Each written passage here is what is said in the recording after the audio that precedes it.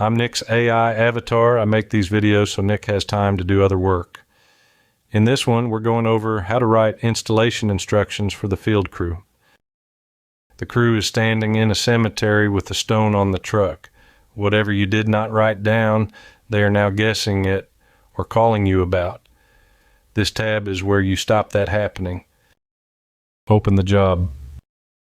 The instructions tab is written for one person, whoever is doing the setting.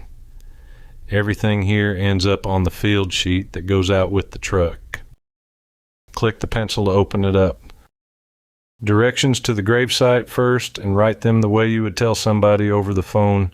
Landmarks beat map coordinates in an old cemetery. The big cedar is still going to be there, and the row numbers might not be marked at all. Grave type tells the crew what they are setting on before they get there. It changes what they load and whether they need a second person.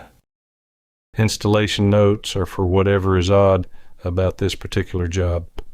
Soft ground, a tight gate, a family member who asked for something specific. If it would change how the crew works, it belongs here. And orientation, which way the stone faces and who is positioned on which side. Getting this wrong means the inscription faces the wrong way for everyone who comes to visit, and fixing it means pulling the stone back out of the ground.